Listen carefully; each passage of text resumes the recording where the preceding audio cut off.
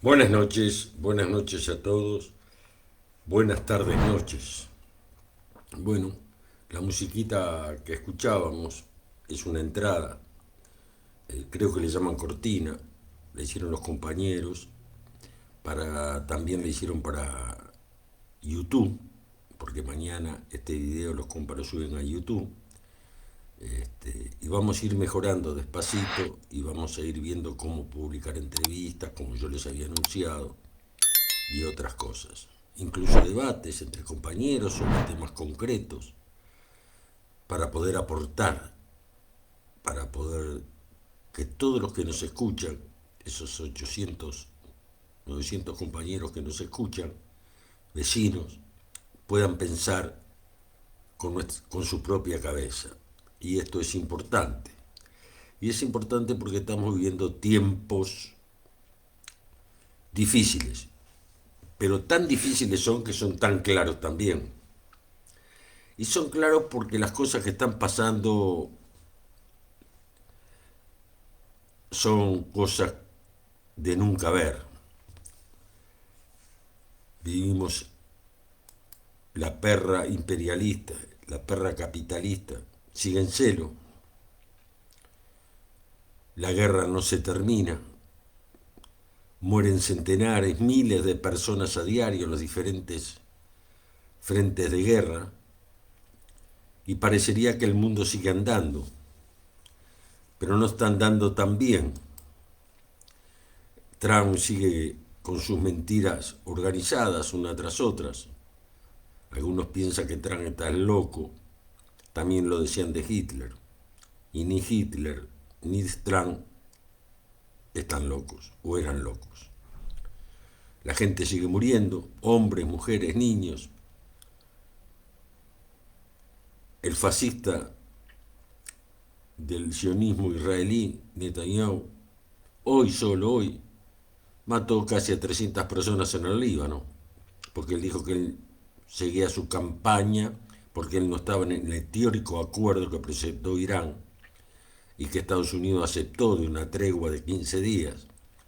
Él no acepta nada y hoy de mañana, hora de la tarde de Uruguay, bombardeó el Líbano y mató 300 personas, hombres, mujeres y niños, no pasa nada. Y en este no pasa nada sigue muriendo gente. En este no pasa nada estamos en un mundo cada vez más violento. Y la razón, parecería, la tienen los que aplican la violencia, los que aplican la masacre de pueblos enteros. Ellos tienen la razón. La gente pacífica como nosotros estamos equivocados. Y habría eso que pensarlo. Eso habría que pensar, porque capaz que tienen razón. Pero dentro de todo eso, a mí me gustaría hablar de varias cosas, de nuestra comarca, de esta provincia oriental, de los que traicionaron a Artigas le llamaron Uruguay. Porque están pasando muchas cosas y algunas están pasando desapercibido. Y otras simplemente no te las comentan, simplemente se las guardan para ellos. Entre las cosas que no te comentan es que el proyecto de nuevo código penal es el que va a permitir, ahí con letra chiquita, la salida para sus casas de los que mataron, asesinaron en nombre del Estado, secuestraron e hicieron desaparecer hasta el día de hoy hombres, mujeres y niños. Esos, en esta nueva reforma del Código Penal, esa letrita chiquita de una de las reglamentaciones le va a permitir a estos cobardes, mediocres sabandijas que mataron y pegaron porque tenían sus prisioneros desnudos, encapuchados y atados. Sí, desnudos, encapuchados y atados. Porque si hubiera sido mano a mano, creo que la cosa hubiera sido diferente. Pero bueno, la cosa está que estos violadores de lesa humanidad, hola compañera, ¿cómo le va Lidia? Estos violadores de lesa humanidad, de acuerdo al nuevo Código del Proceso Penal, podrían salir a libertad. Cosas que pasan, dicen algunos, como si fuera una cosa inexorable. Pero para que se sepa y quede claro que para que esto suceda, tiene que haber consenso político. Basta que no hubiera y no podría ser así. Pero como unos reivindican el pasado, como hoy Ojeda, este mequetrefe del Partido Colorado, este mentiroso, este mediocre, este que iba a adoptar un perrito, este que dijo que 3 días antes de las elecciones decía que las tenía ganada él, este magnífico mentiroso, mediocre y cobarde, se le fue la boca varias veces hoy, y es uno de los que reivindica la mano dura. La mano dura, dice él, contra la inseguridad. Sacó incluso una espica a la cámara, un teléfono. Hay que ser duro, grita, hay que ser duro. Claro, lo grita, hay que ser duro, vamos a entendernos. Desde su fuero parlamentario, sentado calentito, ganando $14.000 por mes. Entonces grita, hay que ser duros. Por otro lado, sabemos que los que se autoperciben de izquierda, con aquella historia de los pobres viejitos, están cerrando el círculo para permitir esto. Entonces veremos qué pasa. Todavía no está laudado, va a ser proceso de discusión, y solo, creo yo, la movilización del pueblo en la calle, de todos nosotros, puede impedir eso. Porque ellos nosotros no nos ven solamente como revoltosos, no solamente nos ven como que somos viejos y estamos en el 68, no, ellos nos ven como votos, aunque a ustedes les parezca mentira. Ellos, la gente en la calle protestando, la ven como votos. Sí, Laurita, es así, compañera. ¿Tá? Entonces, vamos a ver si somos capaces de movilizarnos todos juntos para impedir nuevamente que se mancille la memoria de los compañeros desaparecidos, de los niños desaparecidos y de las mujeres desaparecidas hasta el día de hoy. Veremos. Yo titulaba este video mío, decía algo así como que el problema que tiene el Uruguay no es la derecha, ni siquiera alguien que se persigue en un gobierno progresista, timorato, que se percibe, según ellos, de izquierda. El problema del Uruguay son los indiferentes. Y hermanos, compañeros, vecinos, no podemos seguir siendo indiferentes de estos hechos que están pasando y van a pasar. Porque aparte, algunos te los dicen. Hoy Ojeda lo dijo claramente. También lo dijo Bordaberry. Ellos quieren mano dura, pero no mano dura con los delitos, que es lo que dice. Ellos quieren mano dura con los de abajo. Porque yo no les puedo creer. Mire, compañero, acá hay un tema, y creo que es un tema importante. Cuando uno habla, al menos a mí me educaron así, tiene que tener la ética necesaria para que sus palabras sirvan. Y yo realmente, ni a Bordaberry creo que tenga la ética necesaria para hablar, y mucho menos de drogas, y mucho menos de mano dura. De mano dura no puedo hablar porque el responsable de la muerte de decenas de compañeros y de la tortura centenares fue el padre de él. Y tampoco puedo hablar de drogas, porque Bordaberry es muy amigo, por eso va tanto a Paraguay, y es cuñado del presidente de la Comegol. Y él frecuenta círculos donde están los capos de la droga paraguaya. O nos olvidamos cuando cayó aquella avioneta que agarraron al tío de Carter, que era el presidente de Paraguay. Entonces no le puedo creer, pero no le puedo creer no porque yo no quiera creerle, sino porque su materialismo histórico y actual, la práctica, indica lo contrario. Y por eso no me interesa creerle. Como no le puedo creer a la DEA, que se reunió hoy en el Uruguay, hoy se reunió la DEA en Uruguay, todos los países latinoamericanos, por supuesto con la presencia central de la DEA de Estados Unidos, de la DEA de Trump, de la DEA que fue expulsada de varios países por colaborar con golpes de Estado, de la DEA que fue expulsada de la Argentina en su momento, de la DEA que fue expulsada de Venezuela y de Bolivia en su momento, porque eran fuentes de conspiración contra los gobiernos legítimamente elegidos. María, hermana. ¿Tá? Entonces, esa DEA se reunió hoy en Uruguay, presidida por la delegación norteamericana. Están en estos momentos hablando, chupando, comiendo, tomando whisky, riéndose, y presidida por el ministro negro, el ministro del Interior. Ese ministro que conjuntamente con el presidente de la República presentó un plan para irse cumpliendo sobre la inseguridad. Y está bien. Pero dijo que lo habían elaborado ahora, que les había llevado mucho trabajo elaborar. Entonces la primera pregunta que hay que hacerse como ser racional que somos, o por lo menos intentamos ser, es pero ¿cómo? ¿Y el programa del Partido Progresista no había contemplado antes de las elecciones un plan para combatir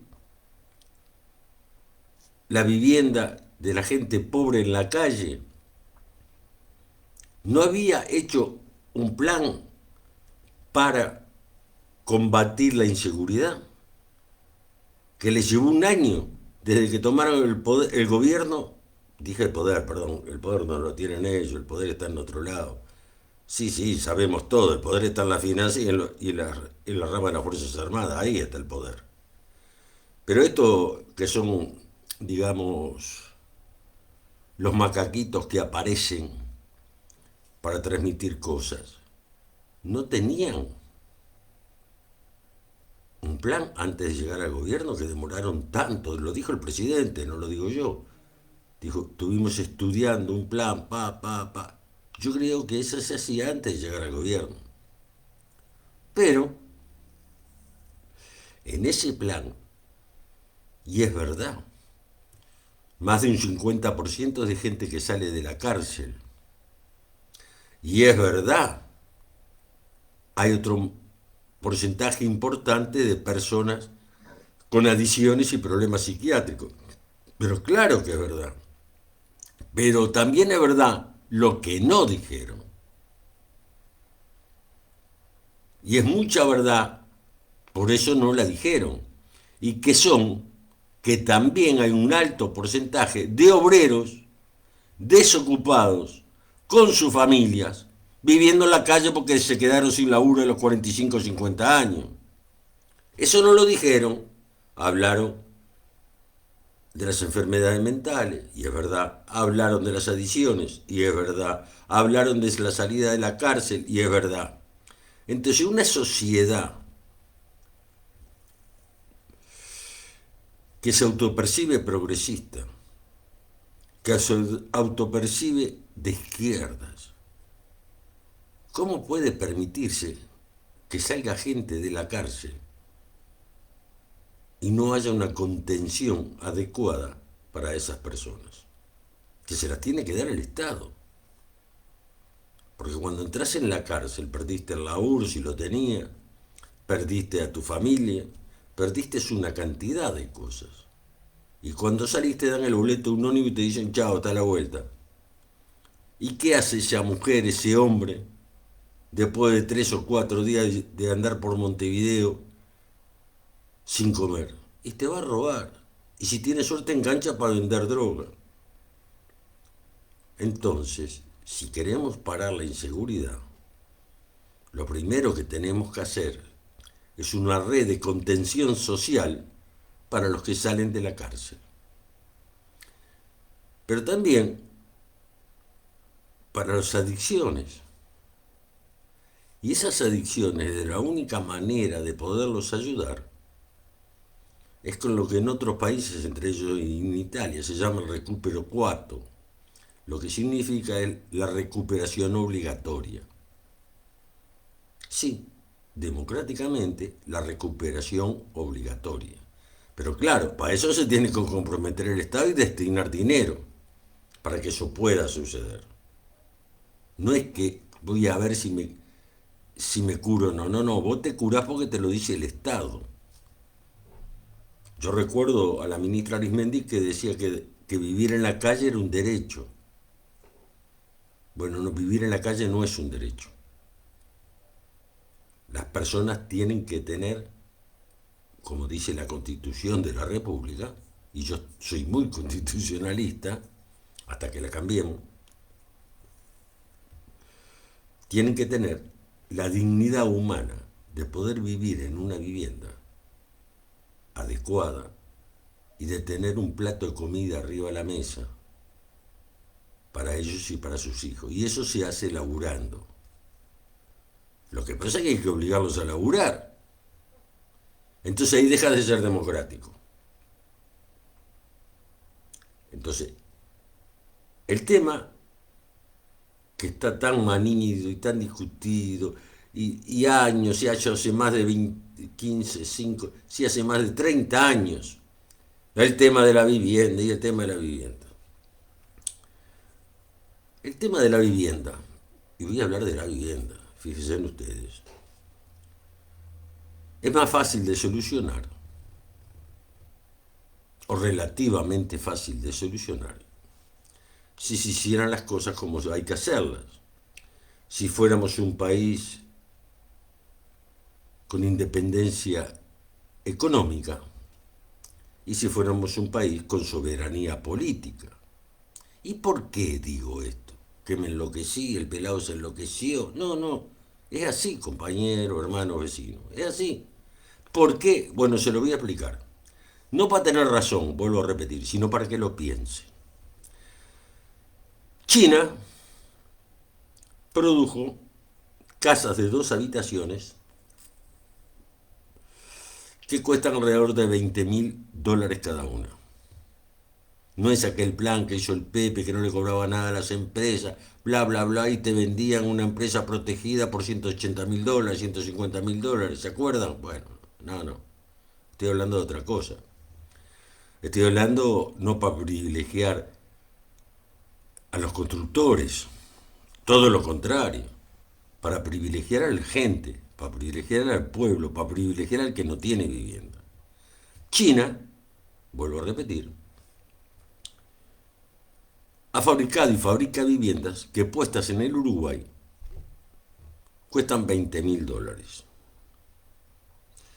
Cada vivienda puesta en el Uruguay. Si nosotros le compráramos a los chinos 6.000 viviendas para empezar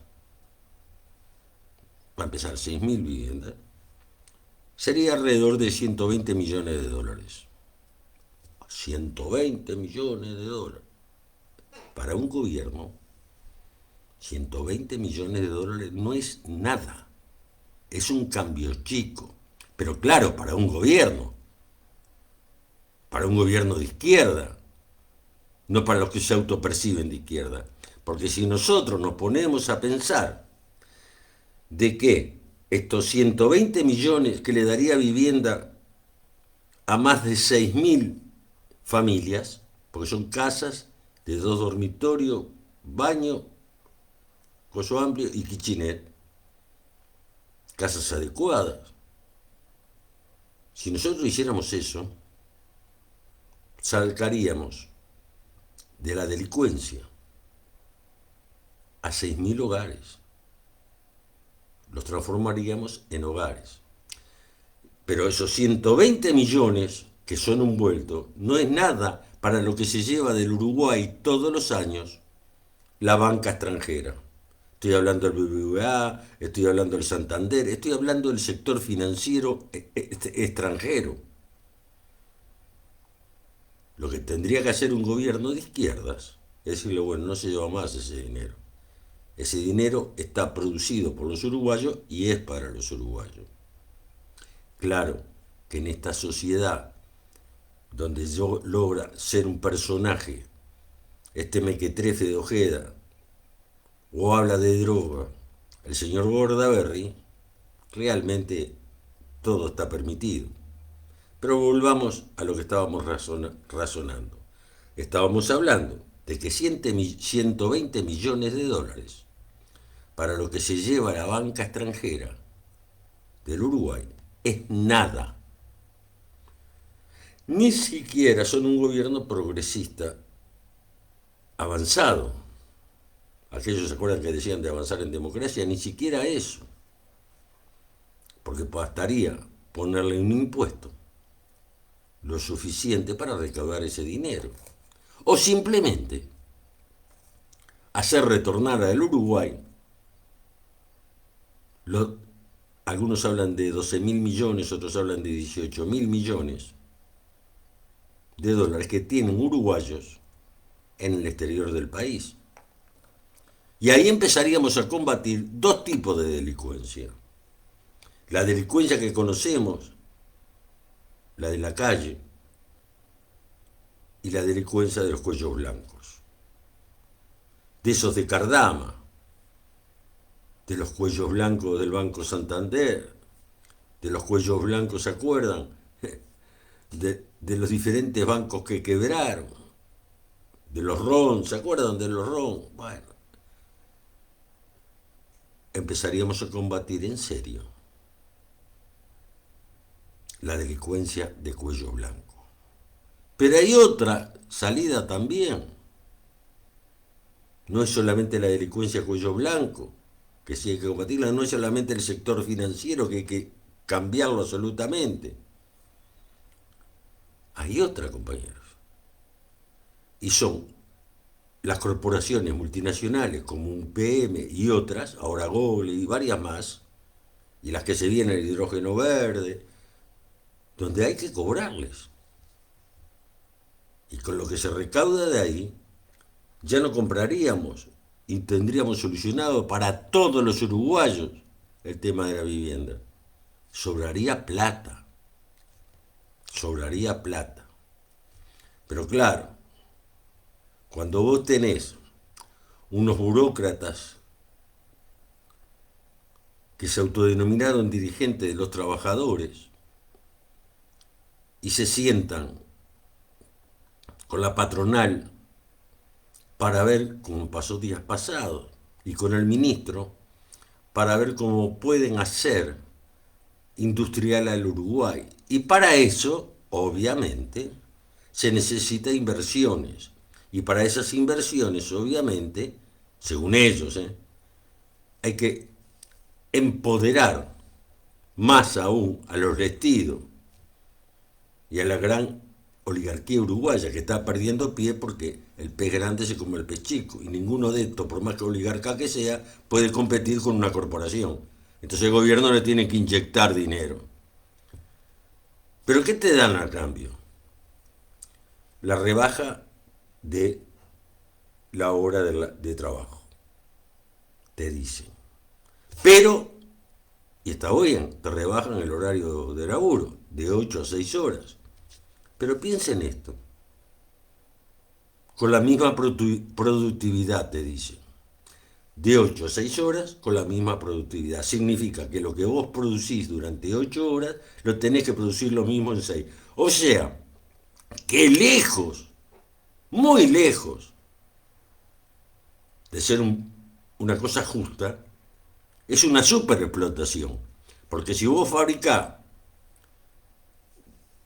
10 tapitas en 8 horas, vas a tener que fabricar las 10 chapitas en 6 horas. Entonces más, y te la quieren hacer pasar las 6 horas con la misma productividad como que es un logro, vaya a saber. Esto que aparte de todo, nunca laburaron, vamos a ser claros, ¿eh? Que nunca laburaron. Pero que te dicen a vos que tenés que producir lo mismo, o sea, te tenés que superexplotar en 6 horas para producir lo mismo que antes se producía en 8. Y esas son las cosas que están pasando, y esas son las cosas que no te cuentan, y esas son las cosas que no te dicen, y esas son las cosas que los de abajo tenemos que pensar. Por eso siempre digo que tenemos que organizarnos, tenemos que juntarnos, salir a la calle e ir por los de arriba. Un país con soberanía política e independencia económica puede hacer un montón de cosas para su pueblo. Me explico. Ustedes se acuerdan que días pasados el señor presidente de la República viajó a China. Después nos enteramos por diferentes medios de prensa, no es que uno estaba ahí. Según la prensa, fue acompañado en su propio coche por el embajador norteamericano hasta el aeropuerto. El embajador norteamericano acompañó a nuestro presidente, al profesor Orsi, hasta el aeropuerto en su propio coche. Es muy gentil. Es el único embajador que lo acompañó. Cada uno puede pensar lo que quiera. Ah, no. No, no podés pensar lo que querés. Porque después, días pasados, O'Donnell dijo algo en una reunión privada con un grupo de empresarios uruguayos, y ahí parecería que estaba a búsqueda, de ahí saqué la información.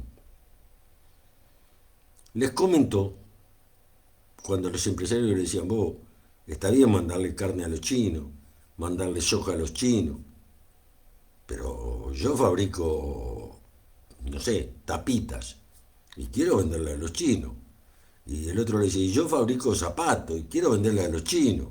Y lo presionaban por esos lados. Hasta que O'Donnell dijo la verdad.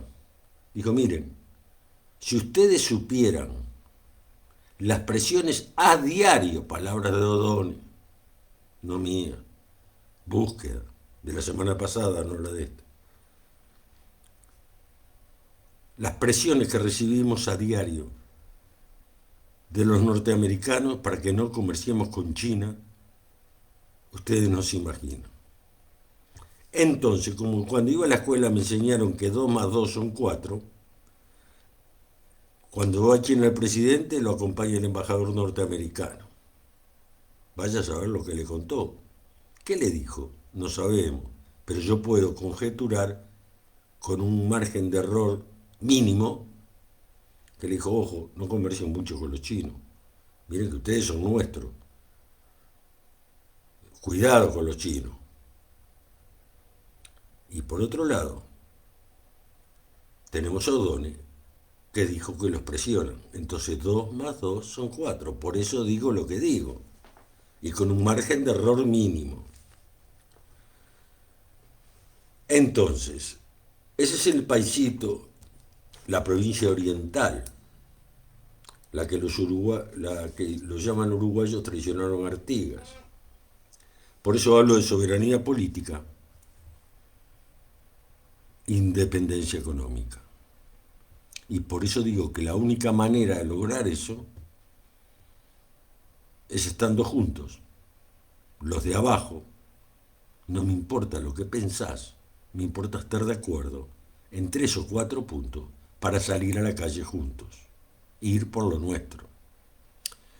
Pero claro, de la vivienda no se puede hablar mucho, porque esos grandes capitales, esas 3 empresas que ustedes ven y que crean empresas constantemente para camuflarse, son las mismas que hacen todas las obras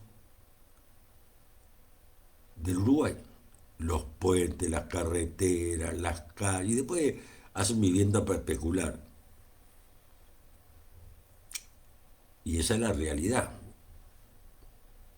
Por esa razón, es que tenemos tanta gente sin casa.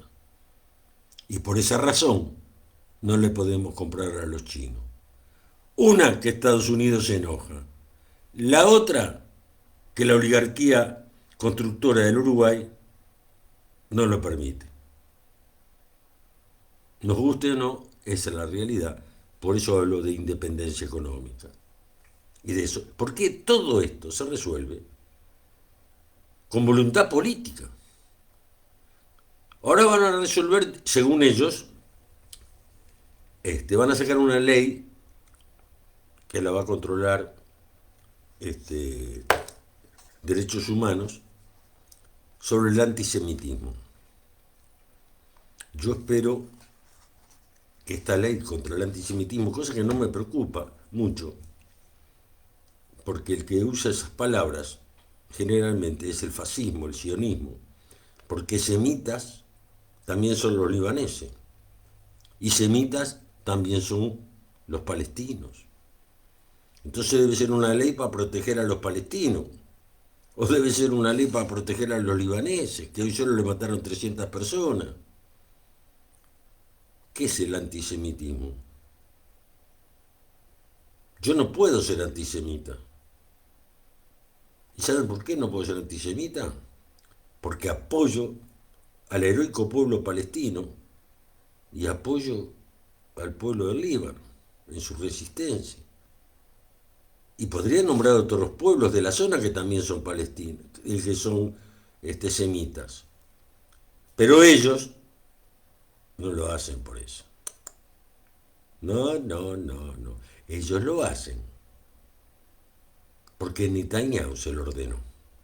Y porque el lobby judío sionista en el Uruguay es muy fuerte. Por eso Orsi, antes de llegar a ser presidente, fíjese qué casualidad, hizo su viaje a Israel. Y cuando vino, qué buena democracia. En ese momento estaban bombardeando a los palestinos. ¿Cómo después Orsi va a articular la palabra real en español que se llama genocidio? No puede. Porque el apoyo de la colectividad israelita le llevó muchos votos. Esa es la realidad. Entonces no puede hablar de genocidio. También el presidente actual del Frente Amplio hizo su recorrida y sus días de estadías y cursos en Tel Aviv. ¿Cómo va a hablar de genocidio? Cuando vino, se armó un lío bárbaro en el PCNT, con esa delegación, realmente se armó lío, sobre todo con la gente del Partido Comunista, porque ellos querían se habían comprometido a dar algunas charlas para hablar de la democracia israelí, cosa que no pudo suceder porque ese lío parecería que fue bastante grande y se la tuvieron que guardar, pero hoy sirve para estas cosas, para engañarnos, para no ser solidarios, para seguir en el poder, porque si te querés mantener en el poder, tenés que ser acólito del sistema financiero manejado por los yanquis y de Israel. Tan al punto es que vino Dilma Rousseff al Uruguay, ustedes se acordarán. Dilma Rousseff es la presidenta del banco de inversiones más grande que hay aparte del yanqui. Y le ofreció a Uruguay una serie de créditos prácticamente sin intereses, porque son los créditos del BRIC, prácticamente sin intereses, a pagar a las calendas griegas. ¿Y saben lo que le contestaron en el Uruguay el gobierno que se autopercibe de izquierda? No, le dijo, muchas gracias, no lo necesitamos, nosotros no necesitamos nada. Por ahora no. La realidad era que no lo podían aceptar. Dicen ellos porque se alineaban. Y ahí es donde necesitamos tener independencia económica ello soberanía política, porque la verdad es que Estados Unidos no se lo permite. Porque Estados Unidos te permite a cualquiera, me permite a mí ser presidente del Uruguay o de cualquier otro país de Latinoamérica, siempre y cuando haga lo que dicen ellos y no vaya a tocar un solo interés de ellos. Por eso formaron, entre otras cosas, el escudo latinoamericano, donde el presidente de la República se mostró un poquito angustiado porque a Uruguay no lo habían invitado. Estas son las cosas que pasan. Yo no me estoy inventando nada. Son las cosas que pasan. Vas a agarrar los periódicos, los diarios, escuchar los noticieros y te das cuenta enseguida. Como la solidaridad con Cuba. Esos 20.000 kilos de leche en polvo que no los llevaron. Se los mandaron a México. Y se los mandaron a México porque tuvieron miedo de llevarlo ellos. O sea, Tomás, llévalo vos que si me ven a mí me van a rezongar. Le decíamos a los gurios en el barrio, Tomás, lleva esto vos, que si me ve mi vieja con esto me rezonga. Esto es lo mismo. Eso podrían haber fletado un avión, podrían haber fletado un barco, podrían haber mandado leche, carne, pero no, lo mandaron a México. Y que México se encargue de llevárselo a los cubanos. Cuando comprábamos un paquete de cigarros en el barrio hacíamos lo mismo. Toma, escondelo vos que si los ve mi vieja me mata, que fumamos. Esto es exactamente igual. Porque ir a Cuba y llevar solidaridad, esa que nosotros proclamamos, esa que nosotros decimos constantemente que es la ternura de los pueblos, era una manera pequeña, chiquita, casi insignificante, de ayudar a romper el bloqueo. Pero ellos se autoperciben de izquierdas, progresistas, y no van a hacer eso. ¿Cómo el gobierno va a hacer eso? Te dicen. Y la mayoría del pueblo los votó, por eso están ahí. Entonces tenemos que pensar, y empezar a pensar, lo que ya muchos saben desde hace muchos años, y nos lo dijeron. El voto, como está organizado en Uruguay y en el resto de América Latina, no sirve para nada. Gracias, Trump, digo yo, que nos aclaraste esto. ¿Y por qué digo gracias, Trump, que nos aclaraste esto? Porque Trump le dijo a la Argentina, si no gana Milei, no le doy la guita. Y ganó Milei. Trump le dijo a los chilenos, si no gana la continuación de Pinochet, que es CAT, no le doy la plata. Y ganó CAT. Y ahora le va a decir a los brasileros dentro de poco, porque van empatados según las encuestas entre Lula y el hijo de Bolsonaro, le va a decir a los brasileños, si ustedes no le dan, no gana Bolsonaro, hago cualquier cosa con ustedes. Porque Groenlandia es mía, América Latina es mía. Así que, muchachos, tiene que ganar Bolsonaro. Vamos a ver qué pasa. Por eso digo que las elecciones nunca sirvieron para nada, y mucho menos en esta época, porque estamos en un cambio de época.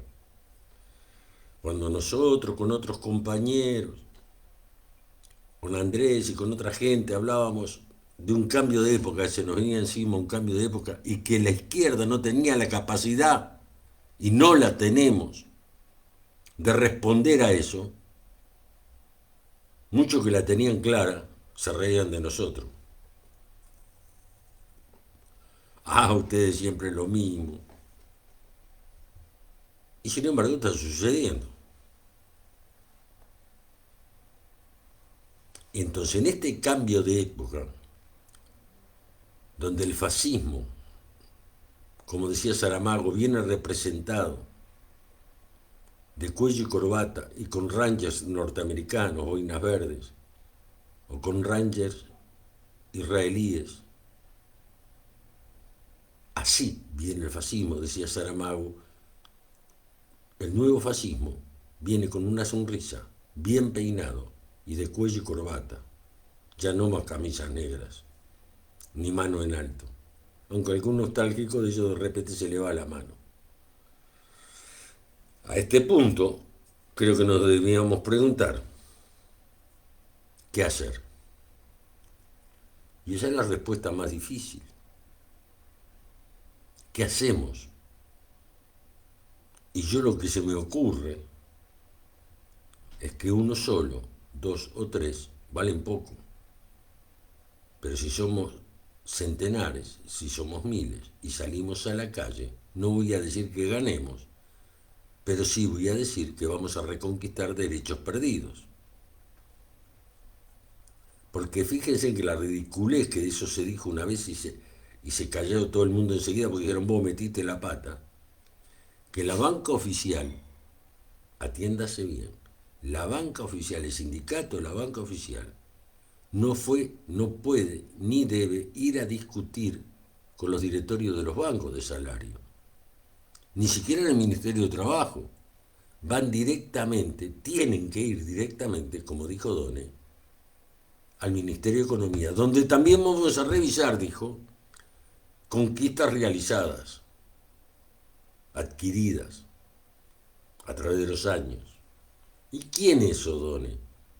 Sino el hombre representante, el interventor colonial de las finanzas internacionales en Uruguay. Él también se percibe progresista y de izquierda.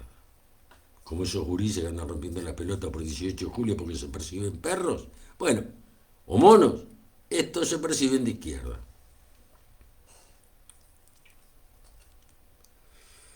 A este punto,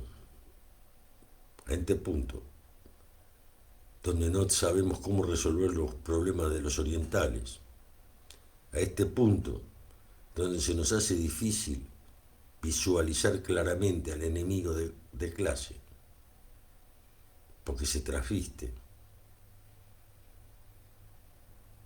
A este punto, amigos, hermanos, vecinos, lo único que nos queda es juntarnos, cada uno con su mochila, ponernos de acuerdo en 3 o 4 puntos básicos de cualquier sociedad y salir a la calle a luchar por eso. Porque somos los de abajo y tenemos derecho y obligación de ir por los de arriba. La síntesis, ¿cuál es? La síntesis es que van a salir los delincuentes de lesa humanidad, de acuerdo al nuevo Código Penal que se va a aprobar. Que el sheriff este mentiroso de Ojeda, este personaje, dice lo que quiere, amenaza cuanto quiere y grita cuanto quiere sentadito en el Parlamento. Porque él fue abogado de la policía, entonces debe tener algún amigo, un par de amigos que lo cuidan.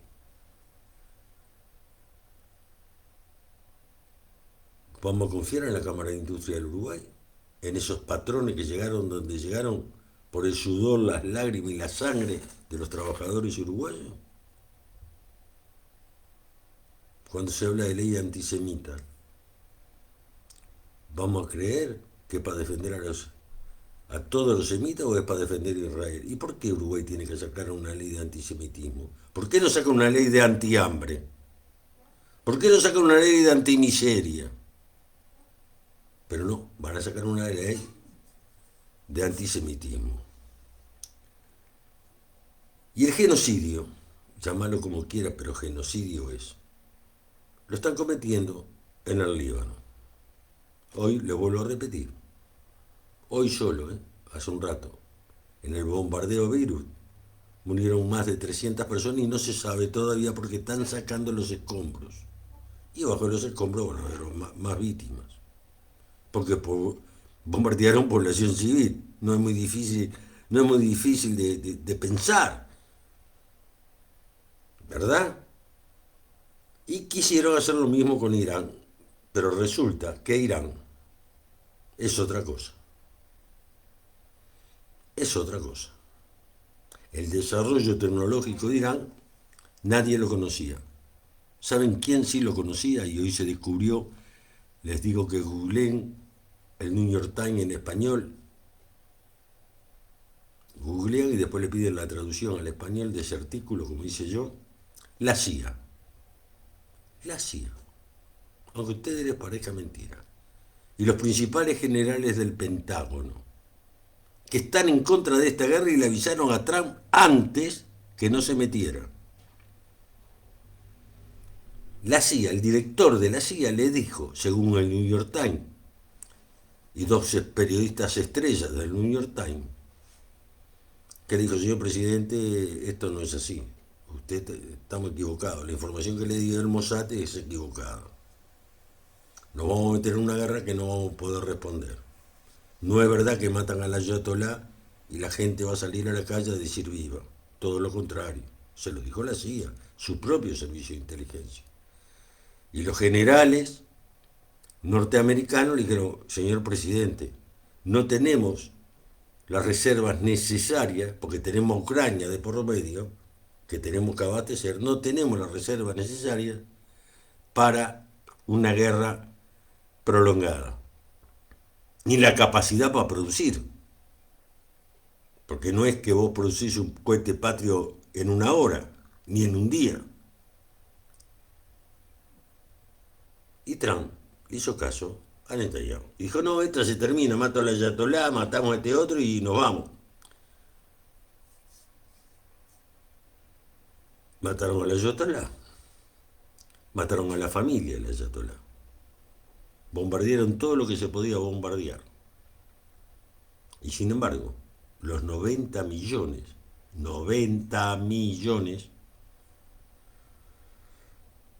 de iraníes en el día de ayer empezaron a hacer escudos humanos, a ofrecer su cuerpo, su vida, para que no bombardeen las centrales eléctricas y las centrales de gas. Eso que iban a estar contra el gobierno, que si le mataban. Lo que pasa es que mataron a Jesucristo, y esas cosas hay que entenderlas. Es un país confesional, a lo mismo que es Israel. Es un país confesional.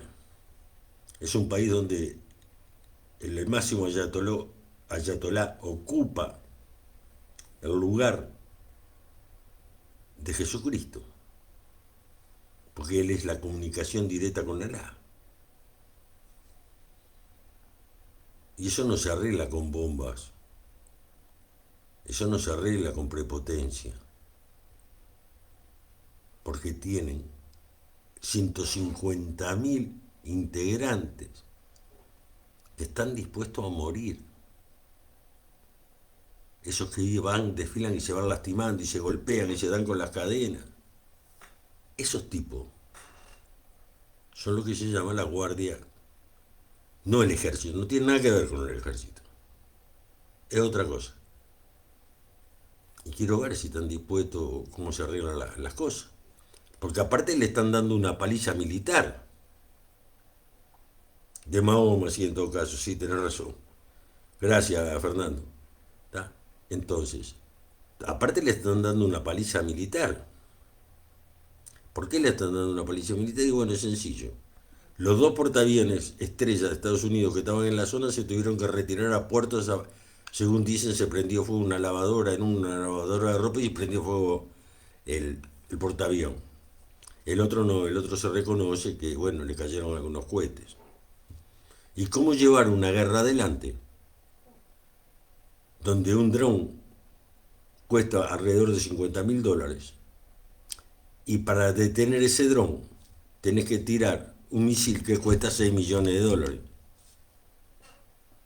Y eso es lo que le explicaron los generales del Pentágono. Miren qué nenes, que a la mayoría los echó, por decir eso, porque el Pentágono tiene otros generales, porque echó al director de antiterrorismo, que le dijo, miren que no es así, Irán no nos va a atacar. Los datos que nosotros tenemos de inteligencia es que Irán a nosotros no nos va a atacar. Sin embargo, la, Hermosa le decía, no, mira, hay que hacerlo ya porque los van a atacar a ustedes y a nosotros. Y así estamos en este punto. De un mundo donde las grandes potencias, los grandes imperios, y cuando hablo de imperio hablo del imperio chino, hablo del imperio norteamericano, hablo de los rusos, se están dividiendo sus áreas políticas de dominio político y donde los paisitos como nosotros,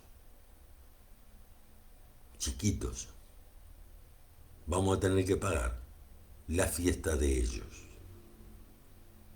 Le llamo fiesta a la aquelarre de sangre se están cometiendo unos en Ucrania, los yanquis donde están y los chinos que miran y hacen cuentas. Eso es lo que tenía para decir, compañeros, en el día de hoy.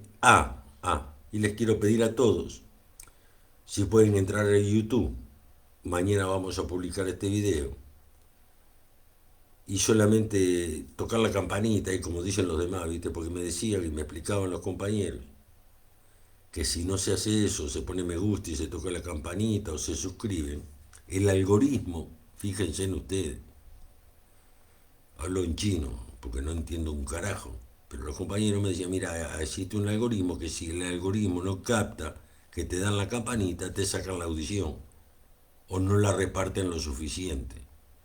Entonces, hermanos, compañeros, les estoy pidiendo, si me pueden hacer el gran favor, Fernando, bueno, los demás compañeros, Cristina, María, todos, si me pueden hacer el favor de entrar a YouTube en el día de mañana, poner el chasque oriental, pensando juntos, el chasque oriental, pensando juntos, dándole la campanita, mañana después del mediodía, Fernando, porque los compañeros que van a hacer eso y laburan en eso, mañana laburan en la feria, porque hay ferias, son compañeros que venden en la feria para parar la olla. Entonces después que vienen de la feria de tardecita, suben los videos, porque yo no lo sé hacer. Corrigen, digo, lo que hacen, ustedes se van a dar cuenta, pequeñas diferencias, de dar el ritmo adecuado, toda una cantidad de cosas, y bueno, y lo tiran a YouTube. Son compañeros que laburan en la feria y bueno, tienen que parar la olla. ¿Tá? Por lo tanto, les pido que mañana, si no es molestia para ustedes, compañeros que siempre me siguen y me ayudan, y les digo la verdad, para mí estos días es como que me acarician el corazón, me acarician el alma. No me siento tan solo, porque hay días que les digo la verdad, les tengo que confesar que me siento bastante solo. Y hay días que veo que hay gente, que está Cristina, que está Fernando, que están María. Digo que hay una cantidad de compañeros porque cuando voy a ver los videos encuentro 500, que encuentro 600, 700, digo, la puta, no estoy tan solo. ¿Tá? Lo que yo, la única garantía que le puedo dar a todos ustedes es que mis sueños no entran en las urnas. Por lo tanto, nunca voy a figurar en una lista de diputado o senador. Esa es la única garantía que le puedo dar. Otras no le puedo dar, pero esa seguramente se la puedo dar. Se la firmo con sangre. Hermanos, arriba los que luchan y no transan. Hasta el próximo jueves y mañana el chasque oriental en YouTube. Gracias por estar. Salud.